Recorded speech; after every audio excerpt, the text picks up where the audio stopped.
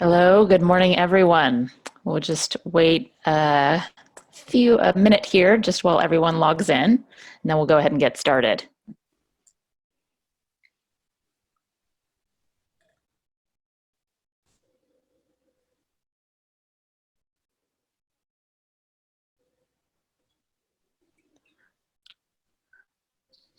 All right, so good morning and welcome everyone to the seventh installment of California Wine Institute's Behind the Wines with our host, Elaine Chukan Brown. Thank you all for taking the time out to be with us today. This month, our host, Elaine Chukan Brown, wine writer and educator, continues the focus of her conversations with top California producers on questions of discovery, legacy, and innovation, diving into how their own winemaking has changed in response to working with new regions or new varieties, and how the work of other producers, both past and present, has inspired them to challenge norms. So today, we have the great privilege to welcome Paul Draper, chairman of the board at Ridge Vineyards. So first, some housekeeping reminders for everyone. Please ensure you have your Zoom screen set to speaker view. There should be an option to select it at the top right corner of your screen. During the webinar, note that there are two communication methods available to participants that we encourage you to use, a chat section as well as a Q&A section. So these are different. The chat section is an informal way for you to communicate with other participants. Just to be sure to select everyone in the to field, as it can default to panelists only. And then there's the Q&A section, and this is where we'd like you to submit your questions for Elaine and Paul to answer towards the end of the webinar. So we will do our best to address your questions, but please know any that are not answered live will be provided in the Q&A summary in the email that you'll receive following the program. So in this email, we will also provide a list of export markets for the wineries represented. So now I'll turn it over to our host, Elaine. She is wine writer and educator for her own website, Waka Waka Wine Reviews, and for JancysRobinson.com, she is the American specialist. She contributes to a long list of respected publications. And our guest, Paul, a true legend in the wine industry. Paul spent his earlier career living and studying traditional winemaking practices in Europe. He then set up a winery in Chile, dedicated to working with old vines, before joining one of California's most renowned wineries, Ridge Vineyards, in 1969. He is known for the fine Cabernets and Chardonnays of the Monte Bello Estate vineyards, and as a pioneer in the production of long-lived complex Zinfandels. Now, Elaine, I'll turn it over to you. Katie, thank you so much. Paul, I'm so grateful for you making time for all of us to be with you today, and grateful for you agreeing to spend time chatting with me for everyone. I wanted to tell you that you know, I moved to California in 2012, and I actually met you for the first time only a week after arriving. We were up at Lytton Springs, and you hosted a Zinfandel panel there, and a mutual friend decided that you and I should meet. I hadn't actually accomplished anything in wine yet. I had started a blog, and you spent about 10 minutes asking me questions, and found out I had a background in philosophy and was quite curious in general, and agreed to spend an hour with me at Montebello. So I drove, I decided to go ahead and drive the almost 5-hour round trip in order to have an hour with you. But by the time we started talking, you actually spent at least 5 hours with me. And at the end of the visit, you said you appreciated my perspective quite a bit and hoped I would keep doing what I'm doing. And so to now, a few years later, to be able to share our conversations like this with an international audience, it's a little overwhelming for me. Oh no, right. Well, I remember that, but you know what it really is when someone, and in your case that was true, is really interested and has a perspective, has thought about this whole thing that we're involved in, and is asking good questions. I can't not spend time. So that's how that 5 hours got, how it extended out to 5 hours. It's it's really quite a special thing though to share time with you. So thank you for making time today. I one of the things I wanted to start with was just your perspective with winemaking and Ridge's perspective with winemaking. People comment quite often, I know, that they find it interesting. Ridge is such a traditional winery, that the winemaking is so traditional. And when you started, it was actually more common for people to get into winemaking in California by going to UC Davis. You, of course, have a completely different background. And I know it's partially informed by your time in Europe and partially informed by your growing up on a farm. And so I was hoping you could tell us a little bit about that history and how you came to realize you could go ahead and make wine without having gone to UC Davis. Well, I guess growing up on a farm, a couple of things. Back in that era, prior to and during the Second World War, and really chemicals came into farming after the Second World War. They were created for different uses in the war, and then were developed for agriculture after. And my father was using nothing. He was farming basically what we would call organically, and we were on a 80-acre farm. He had steers, and so they were not given hormones, which, as far as I know, didn't exist in those days. And he had been in the investment business, and with the Depression, basically the business failed. He was working at it one day a week, and he went back to his roots to raise food for his family. And he therefore provided on that farm everything that we needed except for tea, coffee, spices. We had fruits, vegetables, we had, as I mentioned, the beef, we had hogs, we had chickens, we had everything you could name, and raised it all ourselves. And so that self-sufficiency and that sustainability that I learned from him, I think may have carried through for me later on. I then went on to Stanford. I should say this, that basically, I've gotten questions in the past about, what did you want to be when you were younger? And here you are ending up with this vocation of winemaking. And I realized that at age 16, I was on the East Coast, and I had a friend who was born in this country, but his parents were Swiss. And I would stay with him at Thanksgiving, on weekends. And his family would serve wine at lunch and dinner. And my family would only have wine on really celebratory, special occasions. My mother would have her glass of sherry every night, but we weren't drinking wine. And here I was at this impressionable age, reading Hemingway and the European, Huxley and the European novelists in translation. And wine was a part of their lives, of their daily lives. And here I was at age 16, being served wine at lunch and dinner, going out with them before theater and being served wine. And I just fell in love with the whole idea of it as part of every day, as part of enjoying each day rather than waiting until you retire to enjoy life. And that carried through when I then went on to Italy. But I was at Stanford, and I had already decided that after Stanford, I would go to Davis and get a degree in enology. At Stanford, I found out that I was terrible at chemistry and several of the sciences in general, but especially chemistry, and that I would never get through Davis.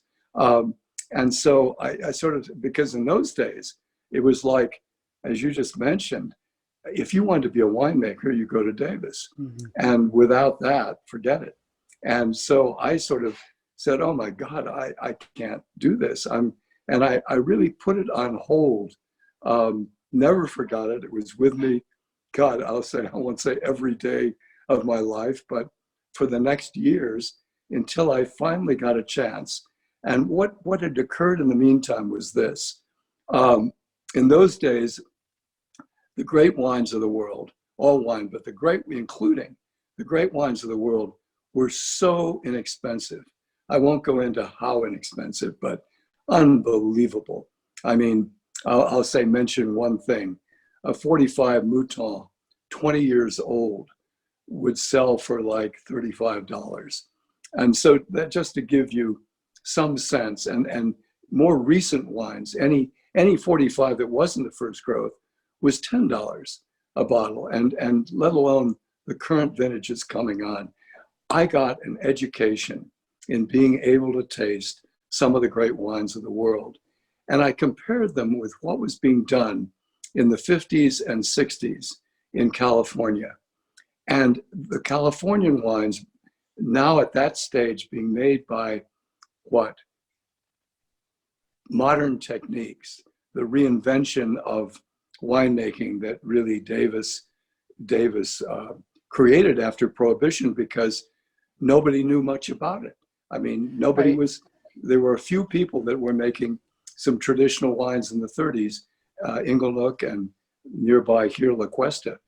But what I saw in the 50s and 60s were these wines were not as complex, and they did not age as well as these European wines that had been made traditionally. Right. And I came to the conclusion, it took years maybe, to say, okay, I can't, and I'm not interested in modern winemaking and chemistry in winemaking, additives and process and all that. But my God, I can follow these straightforward traditional techniques. And I used a book published in 1882 here in California by someone here in the Santa Cruz Mountains, Rixford, at a winery called La Cuesta, that laid out day-to-day practice in the 19th century in traditional winemaking. And his mentor was a Frenchman from Bordeaux, Boireau. And I read Boireau's book. I read French by then, read Boireau's book as well. Mm-hmm. And I really got these day-to-day steps. And by the time I got to Chile, I said, and got a chance to make wine finally, I said, okay, I'm going to apply these 19th century techniques that I understand and have studied and see what happens. Well, and we were able to make some wonderful wines for a couple of years. In Chile, you were working with Old Vine Cabernet, if I recall. Yes, right? Absolutely. Down in the southern Coast Range, or what then was the vineyards that were virtually the furthest south, which was just north of Concepcion. Mm-hmm. Such a beautiful area. In the Itata. Yeah. And in those days, it was Appalachia, to say the least. And I think to a degree still is. But these were marvelous old vineyards that I could work with. Well, and as a side note, Chile has an entirely unique selection of Cabernet, because the cuttings came right from Bordeaux, actually before phylloxera, and then we were established and survived in Chile in that Atata area because dry farming was possible there. So they have some of the oldest vines in the world and a really amazing reserve there. But that experience of dry farming in Chile helped inform how you farm at Ridge as well. Isn't that right? That you do dry farming there too. To give credit where it's due, and I have to do this again and again today, and that Ridge in '69, my partners, and in this case, Dave Benyon, who was in charge of the vineyard and was winemaker, we were doing from the 60s on, 62 on, we were doing cover cropping and non-irrigation, that is dry farming. And the only irrigation we did, which, as I think most people know, with no rain in California, to speak of, none really at all, from May to late September or October or later, you plant a rose bush, let alone a grapevine with these minimal roots. If you don't water it through that season and for the next, well, in the case of grapevines, we found for 8 to 10 years. You have to deep irrigate it and drive its roots down. And once they're established, we don't irrigate again. And that goes on today. So we're dry farming and cover cropping. And, but I inherited that really from my partners. So yes, I believed in it from the beginning, but they were doing it. Well, and it's really, you know, it's something to really highlight because, again, they got started in the early 1960s, and it was the post-World War II era when we had all of this new technology emerging. But from the beginning, Ridge was really focused on using what was there. There were some old vines already present at Montebello, and then to continue to dry farm and cover crop at that point in history is really quite significant. Well, part of it was this, that these guys were all top scientists at Stanford Research Institute, and they were into high tech. And there was a great book that came out in that era called High Tech, High Touch. And one of them, Hugh Crane, really focused on it and said, this is exactly where we are as we go into this virtual world, which they were working in. What we need as human beings is high touch. We need our feet on the ground. And all of them from the beginning, one, because they knew nothing about winemaking or grape growing, they looked at the simplest approaches to both grape growing and winemaking and applied that. And the last thing they wanted as scientists and out there on the frontier of the advance of science was to use that in what they were doing in trying to have this high touch with the soil, with the seasons, with all of that. And so right from the beginning, the wines that Dave Benyon made, the 62 being the first commercial vintage, he made a 59, but from the vines, the old vines here, which are some of the oldest Cabernet vines that still exist in California. I think one of the 3 oldest small vineyards. And ours were planted in 49. And he simply applied, I mean, he took the grapes, allowed them to ferment. He put a grid on them because he was still working and had to be away during the week to hold the grapes below the surface, an old French technique called submerged cap. But he allowed the natural yeast to ferment the wine. He then allowed the natural malolactic, once that he had pressed off, to carry the wine through. And basically then just rack to barrel once that was finished. And gee, I think was racking off the lee like once a year for about 3 years and produced these incredible wines. The 62, for example, were the first commercial wine at Ridge, and the 64. And when I came up, when they offered me the job of winemaking, the partners, and I came up, they served me both the 62 and the 64. And here I had been tasting Bordeaux's and of course those 2 California wines from the 30s that were made traditionally.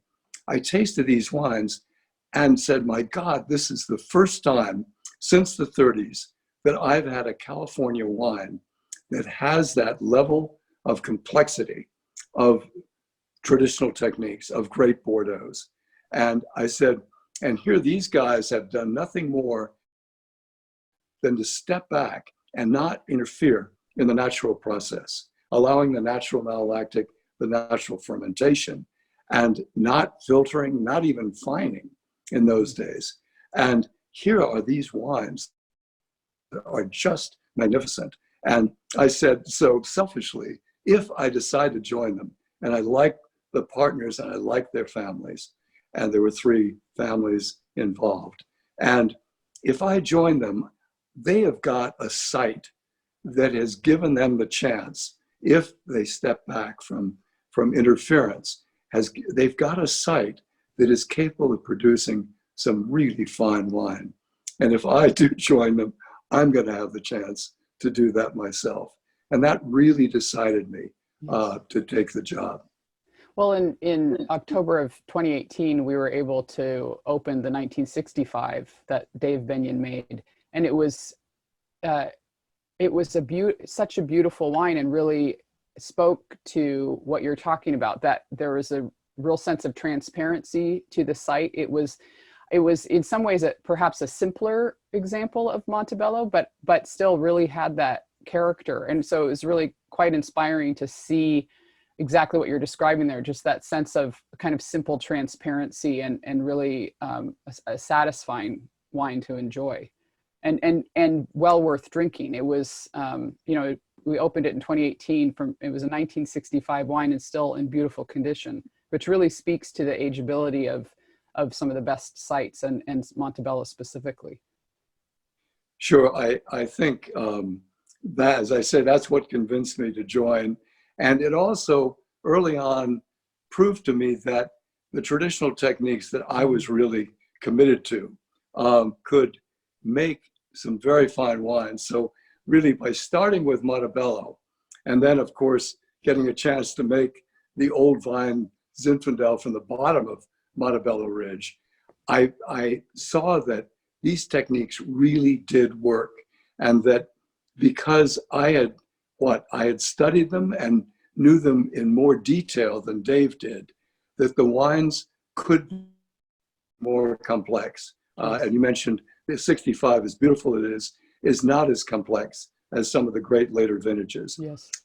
Well, and that simply was, those techniques. Yes. Well, and I want to again highlight that, you mentioned there you had studied these winemaking techniques more than Dave Benyon had, but at the same time, when we say that, you literally taught yourself winemaking from a book written in the 1880s, also interestingly written in the Santa Cruz Mountains. So it really speaks to the importance of Santa Cruz Mountains for the history of California. But you taught yourself winemaking from a book in Chile, with the team there. It's really quite remarkable. But let's go ahead and just quickly look at maps, just to make sure everybody knows where we're talking about. The Montebello there in California. So you can see here the San Francisco Bay area. And to the south of San Francisco is the Santa Cruz Mountains AVA. Importantly, the Santa Cruz Mountains AVA is defined by elevation, and in fact was one of the first appellations in the United States to be defined by being in the mountains at high elevation. And then you can see, Katie, that has highlighted there where Montebello itself is located, high on a ridgetop. But notice that it's positioned between the Pacific Ocean in the west and San Francisco Bay in the east. So it really has some influence from two bodies of water. And if we could zoom into the next map, we'll get a closer look at the vineyards. And so notice now we've kind of tilted the perspective, but you can see Montebello is this series of vineyard plots that climb the ridgeline, the Montebello ridgeline, and each of these vineyards plays a role in Montebello. Could you speak briefly to just how you approach working with the different vineyard blocks to create Montebello? Sure. The one here at the front of the screen is at the lowest elevation for us, which is 1,300 feet. And the one at the very top, basically where I am right now, is at 2,700 feet. So over 800 meters. And and all of them to the west are exposed to the maritime climate, and to the east to the Mediterranean climate. And there was a great book on the climate of this area, which talked about the fact that the battle line is between the two, falls right, in a sense, over Monte Bello Ridge. And it varies. The Mediterranean climate, if it, on a particular day or series of days, dominates, it pushes the maritime back. And then on other days, the maritime pushes the Mediterranean back. So we have this cooler climate, one because of elevation, but also because of exposure to the Pacific Ocean. And that's been really part, I think, besides the soil that we're dealing with, that gives us very firm acidity on Montebello, and really gives us a chance to make wines. Well, in a sense, we cannot risk even if we wanted to, and it's not a style I like, of allowing the grapes to hang and become overripe. Because if we do, the weather is not going to cooperate. The rains will arrive and we won't have harvested. So by necessity, not only is it my choice of style, but by necessity at Montebello, we really make a traditional level of ripeness in our wines. And that's, of course, to my absolute preference. Well, and we were speaking earlier, you know, you've selected the 1984 Montebello for us to discuss today. And that placement on the ridge there really helps inform the weather. I know in 84, there was a lot of heat and sun exposure, and much of California really struggled as a result, but Montebello stayed far more even and moderate. Could you speak to the 1984 vintage? Sure, it was a learning experience, I think, for virtually all the winemakers in California. Perhaps some of the guys that have been around for 40 years already or something may have seen it before. But what came up was that in much of California, we saw what you could prosaically call sunstroke. That is just before, in the case of Cabernet, that the grapes were fully ripe, were just about to be picked. And those days, fully ripe was probable alcohol of, 12.8, 13 at most. Just before they were going to be picked, we got this intense heat, days of intense heat, not at Montebello, but on the North Coast, for example, the North Coast, where most of the Cabernet was grown.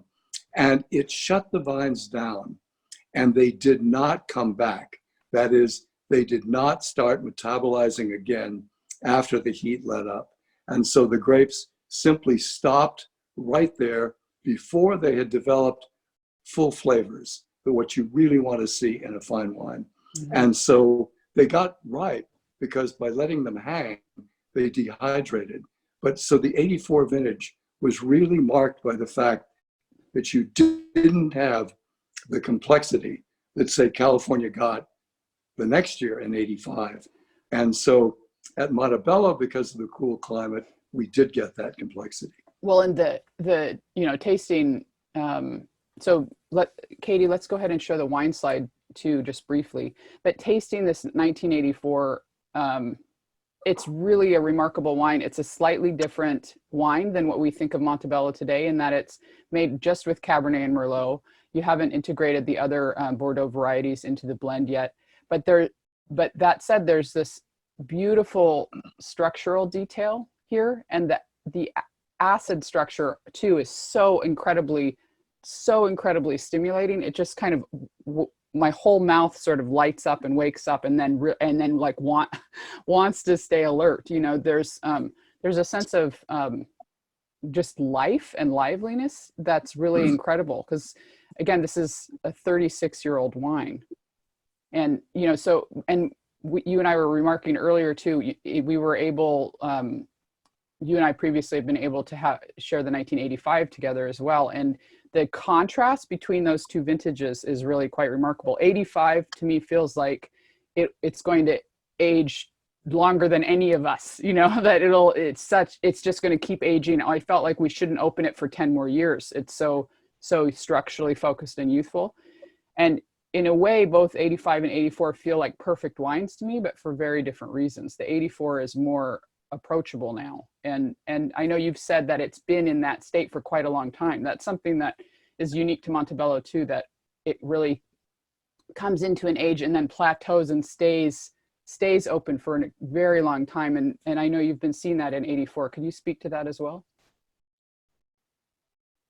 Sure. Early on, we said, okay, even though 84 was warmer than 85, we looked at the two wines as young wines and said, my God, these are both fine wines. And how are they going to develop, and which is going to be our favorite?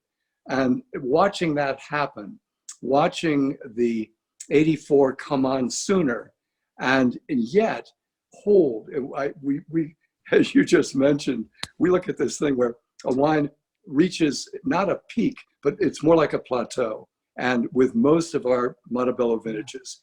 And once that plateau is reached, it can hold it. And it's a matter of how long does it hold that plateau. And so even though this developed sooner and we began to say, okay, this one, we're going to wait for the 85, but this 84 is lovely. You can drink it now at 10, 15 years of age. And it then held.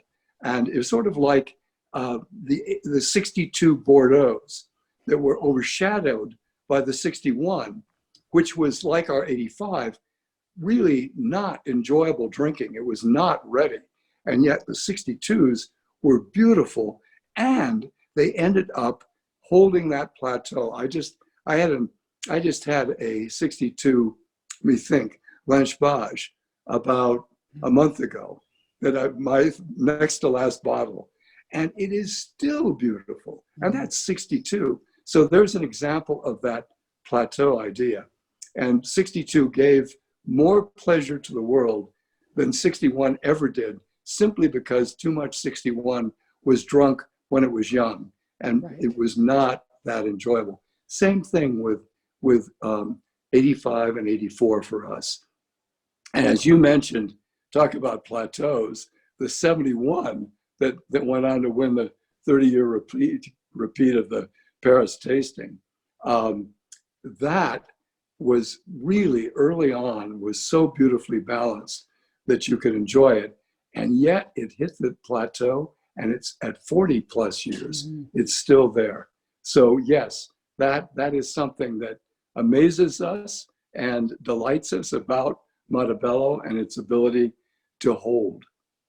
Well, and so one of the things that Ridge is really known for too is ingredient labeling. We had Randall on last week, and he spoke to that briefly. But my understanding is that you've really wanted to have a sense of transparency. You know, we've spoken about how important dry farming and cover cropping has been to Ridge, and how you know, you were really focused on traditional winemaking. And I know that from previous conversations, part of being consistent with that for you and for Ridge is going ahead and talking about what's in the wine on the label. And can you speak a little bit to that too, just that interest in transparency and the need to share that through the wine label itself as well? Sure. Actually, that's been with us from the beginning, because but the problem that we've seen or felt, and nobody really expressed this to us, but we certainly felt it could be out there, that by doing something so different from the rest of the industry, the rest of the fine, in this case, Cabernet industry, by looking backwards to tradition instead of forwards to modern techniques and additives and processing, that it's an unimplied or implied criticism, even if you don't mean it that way, of what everyone else is doing. Right. And so our desire for transparency was there, and we expressed it in everything we said about our wines and wrote about our wines. But it was really, and so I can say this, almost 40 years ago, 30 years ago, I went to what was then the federal agency BATF and now TTB, and said, we want to ingredient label. And they said, you cannot ingredient label. We will not approve your labels because it's not required and you can't do it, period. That was 30 years ago. So we would make these attempts beyond writing and talking about our wines to be transparent, but only when Randall, gosh, I've forgotten, 12 years ago, something like that, went to the TTB, and they actually allowed him to put ingredients on the label. And once I heard that from Randall, as you know, this incredible character, once I heard that from Randall, we said, okay, finally, we can do it. And with that, we started ingredient labeling. And for us, I mean, I must say that my team, particularly in everybody involved in sales internationally and certainly nationally, said, oh my God, what's the reaction going to be? Are they going to say, I mean, look at Gallo, they don't have ingredients. And here's Ridge, they're doing all this to their wine. They're adding these ingredients. And, and I said, no, don't worry about it. It's going to be okay. But everybody was very nervous.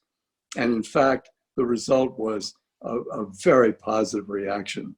And as you know, what we're putting on the label is, native yeast, Yes. naturally occurring malolactic.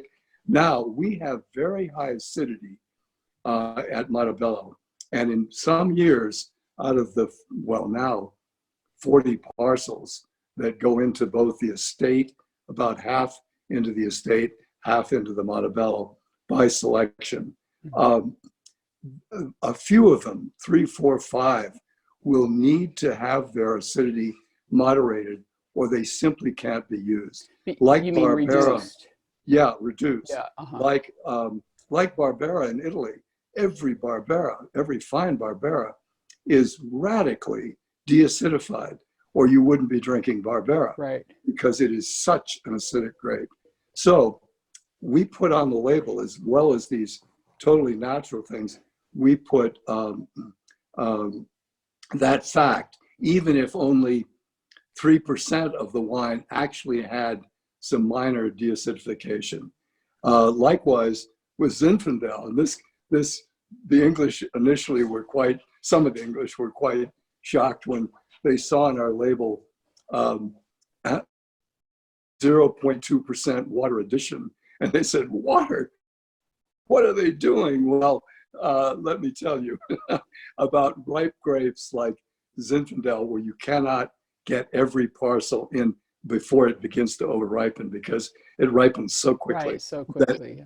That not at Geyserville, but at Lytton, in I would say maybe every other year, a couple of parcels have to be cut slightly in order to be included in the selection for the Lytton Springs. Right. So all of that goes on the label. Well, and I know too that historically, Ridge has really made wine from so much of the northern half of California and the Central Coast as well. But over time, you've kind of narrowed the focus down mostly to Sonoma and Sonoma County and Santa Cruz Mountains, partially because of just what you're talking about. It's hard to get to vineyards that are further afield, in time to do picking and keep that kind of naturally low sugar level. Sure. And, just quickly to go back to our areas, to the north of the Golden Gate, you have the North Coast. Yes. And of course, Sonoma, Marin, Sonoma, Napa, Mendocino, so on, and calling it the North Coast. South of the Golden Gate immediately south is the Santa Cruz Mountains. And the Santa Cruz Mountains by the BATF was set aside as a separate appellation under the name Santa Cruz Mountains, not a part of the Central Coast. South of us, with Monterey, and actually to the north because of the Wentes, they included that in the Central Coast. But the Santa Cruz Mountains was excluded. So effectively you have the North Coast, the Santa Cruz Mountains, the Central Coast. And we have one vineyard, and have had for years, in the Central Coast, which is the marvelous old Paso Robles vineyard. And we still make that such a beautiful wine. Zinfandel. It is. It's a different, you can see the regional character. Yes. It's a wonderful Zinfandel, but it's our one wine from that area. In the North Coast, over my 50 years at Ridge, believe it or not, I have worked with over 100 Zinfandel vineyards, usually only for a year. And all but a couple were old vine vineyards. And if we walked away, it was usually the viticulture. But basically what we were looking for were vineyards that made themselves. That is, where we did not have to, in the winery, bring in, radically increase the acidity, bring in a major amount of Petit Syrah to try to give more structure. We didn't have to do anything with the vineyards that made themselves, that had all of the ingredients. Right, and that's something that is really traditional to Ridge too, is exploring vineyards from lots of places, but then trying them year after year before then making the full commitment, like at Lytton Springs and Geyserville, you know, over time showed themselves, and now of course you're owner of Lytton Springs and have, you know, worked with Geyserville for such a long time. That particular, you know, it's a field blend Zinfandel site, but the 1976 Geyserville is honestly one of the finest wines I've ever had. It's I opened it with Eric last year, and it just such a gorgeous wine. It's really an example of how incredibly well those old vine Zinfandel field blend vineyards can age when made with that kind of respect that we've been talking about. Yes, and it astounds me because, for example, 73 Geyserville and 74 Lytton, I still have a couple of bottles, and we haven't had enough to be able to show them to, for example, the sommeliers that come and visit us, where we try to show blind a pair at a time of those two wines and have them decide early on what is the character of each of those two vineyards, and then how many, as they go through, can they identify correctly as being Geyserville or Lytton, i.e. to see the terroir in those two wines. But the 73 and 74, believe it or not, today they're fresher actually than that Monte Bello 65 that you had. They are amazing. And what, I don't know, 73, what does that go back to in years? We're not at 50 yet, I don't think. Yeah, not we're quite, getting it. Yeah. And it's Zinfandel of all things. And our feeling is, if you have a site that makes itself, that has that level of complexity in the from the site, and you make it, you stand back and let it make itself with your experience in guiding it. Of course, without that, it doesn't happen. That's where we as winemakers do step in with our experience in guiding it. But there are these two beautiful wines of that age, and it's Zinfandel. Well, and so one of the things I know a lot of people are asking about too, you have spoken about extensively, but you made a choice to work with American oak for Ridge, and it's across all the wines. But something that people don't know, I think, is that you really got started thinking about cooperage and barrels and oak actually in Chile, and actually did some work to help change how barrels were being made there in Chile, and then that informed your work with them here in California. Can you speak a little bit to that history, your work there in Chile, and how that came forward here? Sure. Basically, in Chile, when I got there in 65, 64, in that era, they hadn't imported any oak from Europe or from anywhere for about, maybe as much as 50 years. So you had these beautiful old German oak upright fermenters, but barrels they had never aged in barrel.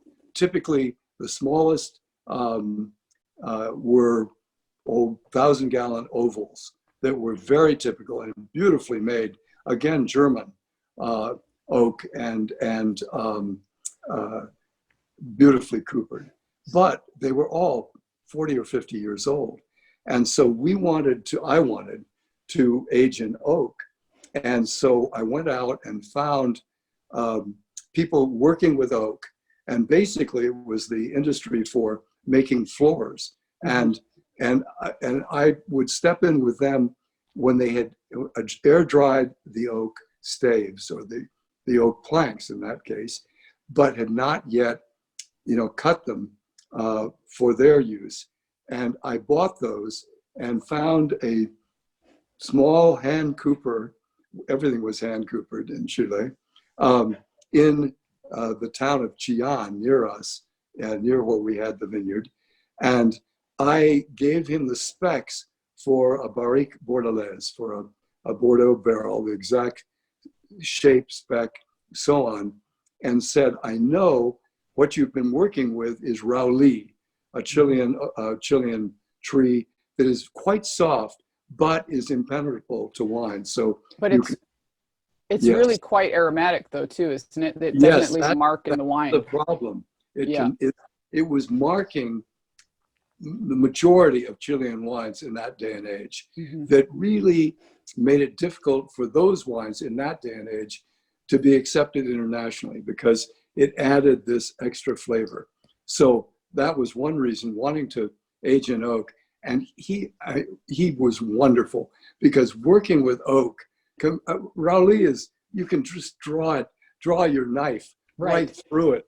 And here he was with this oak, just, I mean, he must have worked 10 times harder making our barrels than anything else.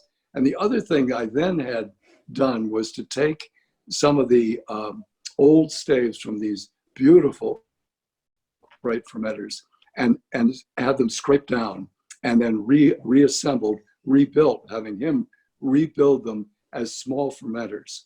And so that was the way I was able to get relatively fresh oak just in the fermenter, but really fresh oak in the barrels. And that, yes, and I had to learn everything about barrel making in order to instruct him.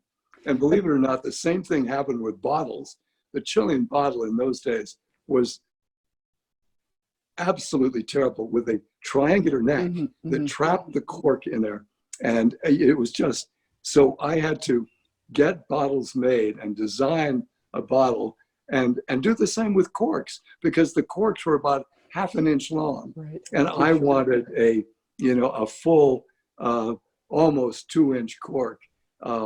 And we had to cut our own corks. So I got this lesson in everything from making barrels to making bottles to selecting cork that I wouldn't have had anywhere else in the world. So I owe so much to that experience in Chile. But then when you... Should I say one thing about American oak? Because one great guy that I met in Chile and became very important for me for so many years was Philippe Dourte of Dourte Frere in Bordeaux. He was in Chile teaching enology, because the French allowed you, if it was something that was of use to a country, to teach your specialty, what you had gotten your degree in, instead of going into the military. And so he went to Chile and taught winemaking at the Catholic University. And I met him there. He was a rugby player. And we began a long and incredible friendship. And he encouraged me on what I was doing with oak. But what really got it was that when I read the Bordeaux background, the Boireau, about oak, he went into detail that in the 1870s in Bordeaux, they had done an experiment with oaks from regions all over the world. Bordeaux in those days, in the 19th century, was using Baltic oak. And so I think 3 of the oaks were all Baltic oaks. But they included American oak, they included Bosnian oak, they had French oak, of course. And the results in 1876, I think, was the top 3 were the Baltic oaks, but number 4 was American oak, and 5 was Bosnian, and last place was Center of France. And I said, okay. And as I got involved with Ridge and the ability to buy American oak, and I looked at Philippe Dourte, provided me with his thesis, which was on oak aging when he was at the University of Bordeaux. And in that, he quoted this great 10-year study done on the 1900 vintage in Bordeaux, which was clearly the greatest vintage, 20 years to anything 20 years prior or 20 years after. It was and today, as far as I know, people that have stored it correctly, I haven't had it in years, it is still great wine, believe it or not. And his study that he showed me from Bordeaux, done back then, again repeated that after 10 years of aging in the first growths, all of these oaks rated the same way. 3 Baltics at the top, American next, Bosnian next, and French oak last. And I said, okay, that's it. I'm going to use American oak. I'm going to handle it correctly. I'm going to handle it traditionally, but that's what we're going to use. Well, and so some people have been asking about the winemaking book you referenced, and I want to make sure people know the Rexford book that you actually learned winemaking from has now been reprinted, I believe by UC Davis. But if people search Rexford winemaking, again, it was written in the late 1800s, and that's the book you learned winemaking from, and it's actually available again now, which is exciting. I think it was republished about, I don't know, 5-8 years ago, something. And I think they're down to very few. It did go to a lot of libraries, and it might be found by some miracle online. The reprint is even more perfect than the original because they found, my friend Fritz Maytag found the original illustrations in Boireau's book. And therefore, with modern techniques, we're able to make a much cleaner and clearer copy. So it's a beautiful book, but I think they're down to their last copy. So I'm not sure it's available for purchase, and I think it's expensive. But it was called the wine press, the wine cellar and press, or the wine press and cellar by Emmett Rixford, published in 1882. And as I say, he then references his mentor, Raymond Boireau, writing in 1876 and 77 in French in Bordeaux. So we're almost out of time, unfortunately. Oh my God. I know it's gone really quickly. We stayed on the deep past instead of the present. Well, but I want to go actually even further back, if you don't mind, just because a lot of people, of course, know about your history with Ridge, but fewer people realize that before you came to Ridge, you actually did language study in Europe. You spent a couple of years in Italy, a couple of years in France. You, of course, also speak Spanish. But one of the things that you did before moving to Chile and making wine was you actually were living in New York.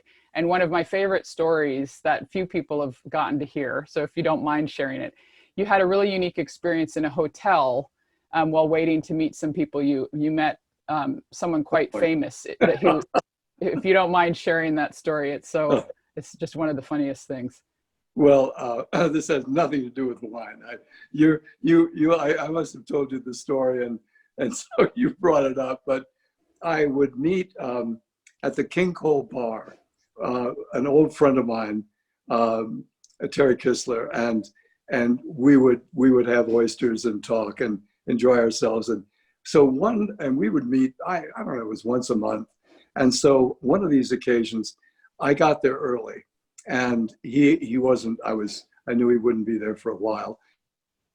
So I was in the lobby of the hotel and just standing there passing time. And out of the elevator came Salvador Dali leading a cheetah on the leash. And he walked over to the desk and was asking them something or other. And I stood there quite amazed. There was a couple of couches between myself and he was standing. And I was standing there watching this, and he turned around and saw me.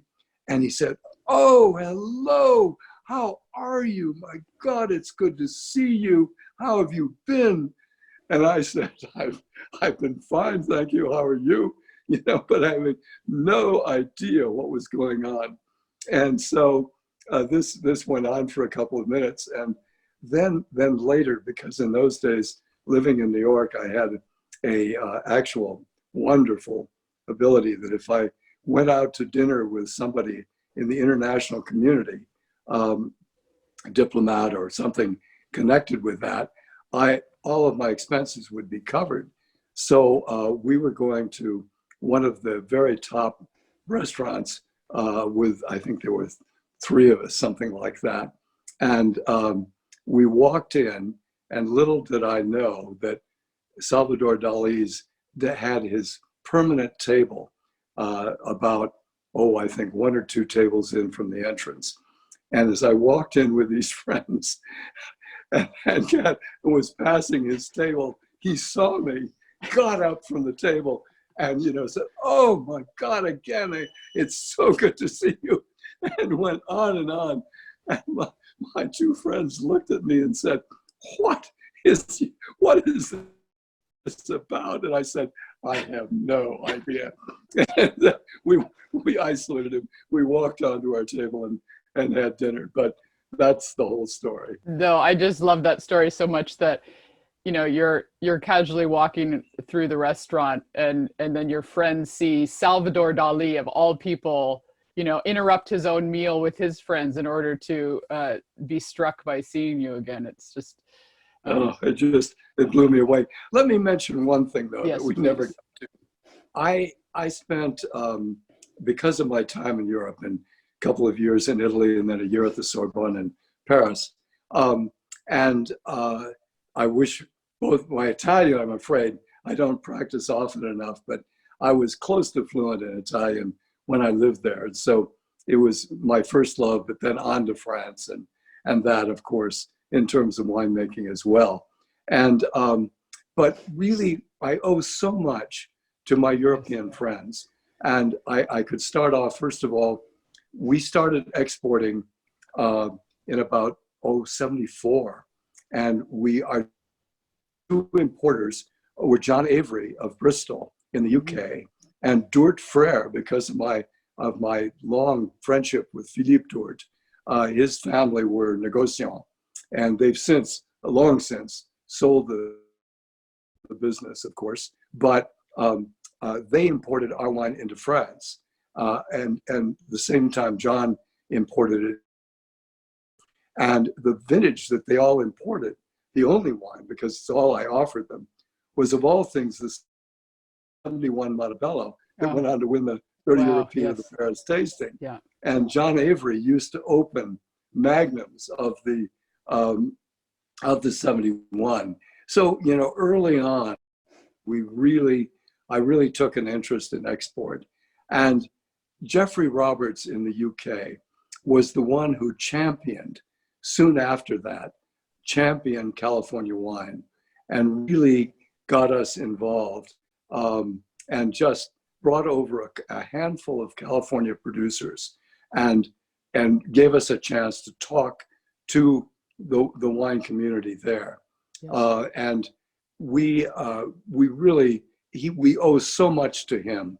A step later was that, for example, a number of years later, all we were exporting as far as Montebello, again, was solely Montebello, to the UK was maybe 25, 30 cases.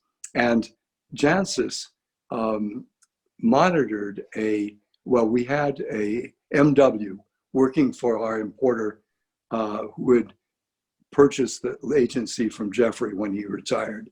And that MW set up a tasting at Queen Elizabeth Hall of Bordeaux and, a Bordeaux, a Australian wine, and a California wine to compare them.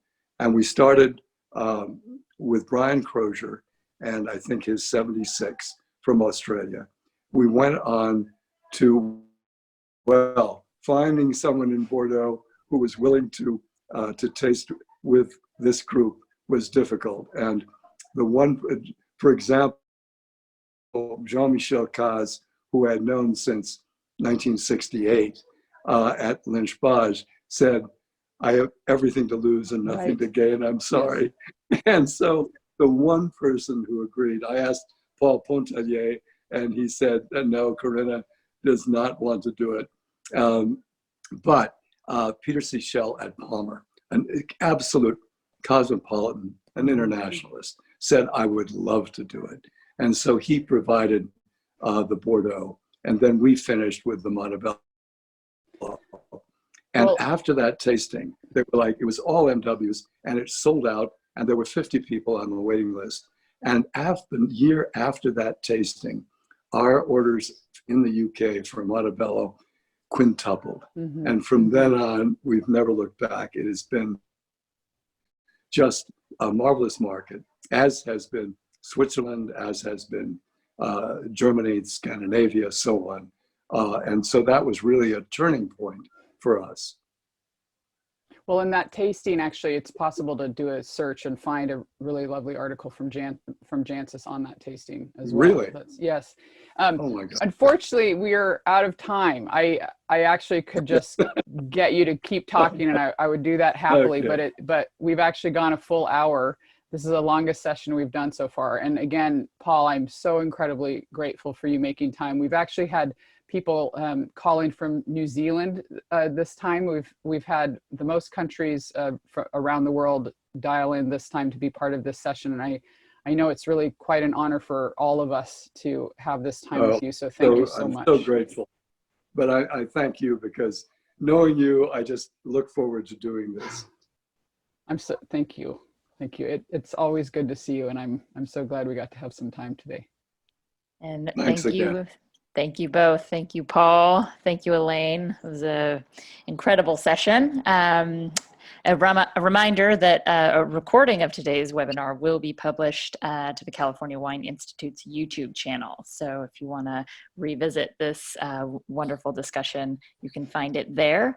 And then we hope that you will join us next week to welcome wine producing duo Carol Meredith and Steve Lagier, co-owners of Lagier Meredith, along with special guest Anthony Truchard of Truchard Vineyards, as we explore some of the unexpected sides of the Napa Valley. So the webinar will take place next Tuesday, May 26th at 10 a.m. Pacific. So thank you again, Paul. Thank you, Elaine. This is really an extraordinary session. Thank you.